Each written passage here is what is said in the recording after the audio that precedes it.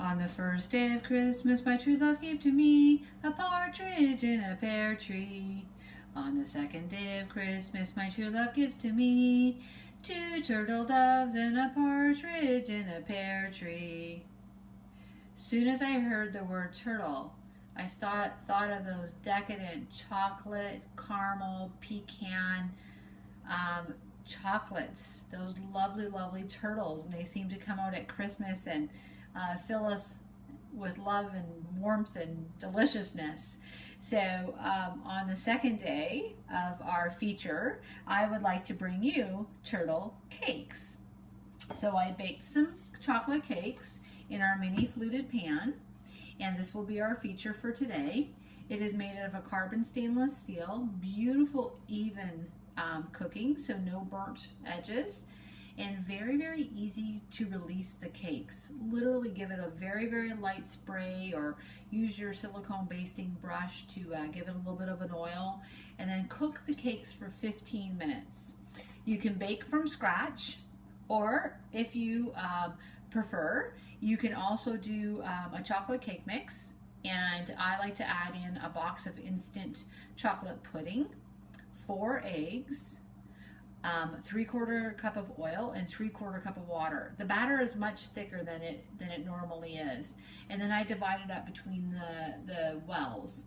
The recipe will make 12 cakes, so you can fit 2 of these pans side by side in the oven at one time. They are so pretty. I'm almost tempted to get Rob to repaint the kitchen this color so I could leave these out on display. I love Tiffany blue, so it's one of my favorite colors. So this is what the cakes look like when they're undecorated and all set and ready to get glazed. And then let's make them absolutely delicious. So I'm going to take a little sandwich bag like this, put it inside my measure-all cup so it holds it for me and I can work hands-free.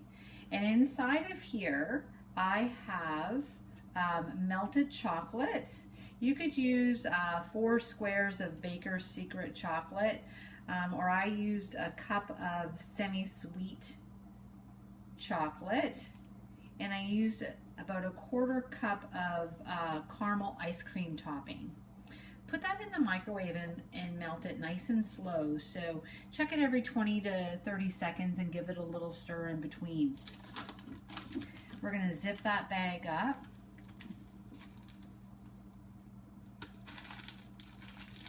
Oh, it's still deliciously warm.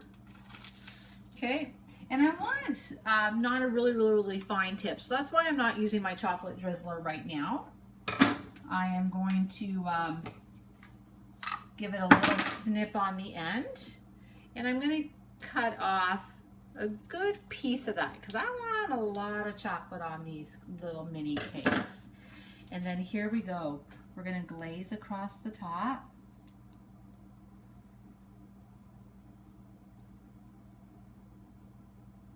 Doesn't that look decadent?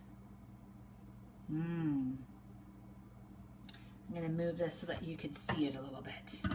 I'm doing it over top of the sink, so any chocolate that kind of runs down will run into my sink instead of all over the counter. It makes it a lot easier for cleanup.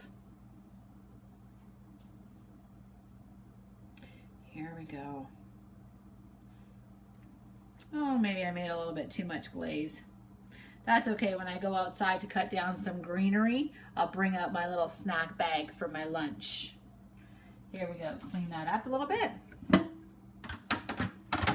Okay. And I'm just going to take this little spreader, and if you have the time, you can just let these sit and let them naturally run down the cake. Okay. I'm just going to help it out a little bit and spread it out. The next step of this recipe, I'm thinking I need a little bit more chocolate, girls. What do you think? The more chocolate, the better. And it will continue to run because the chocolate in the caramel is warm. So it will naturally run down that beautiful contours of the details of the mini pan. And now I'm going to put a nice fine glaze on the top part of them. And take my drizzler, and I happen to have ice cream caramel topping on here, and we're just going to make some nice zigzag lines over top. Okay, so the hardest part of my job is always not licking my fingers and or leaning underneath the drizzler right now, because I'm telling you, I'm tempted. So then, oh, lost my nuts. Somewhere in here, I had some toasted pecans.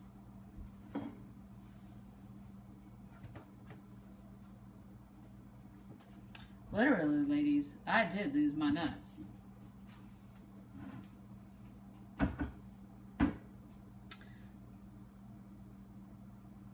All right. Well, let's just pretend, because part of my recipe is missing and I'm not quite sure where it's ran to. So then I chop up some nuts using the manual processor, and I toast them in the microwave for a good 20 to 30 seconds until you smell the fragrance of the pecan. And then you take that and you just chop it up and just drizzle, drop it across the top.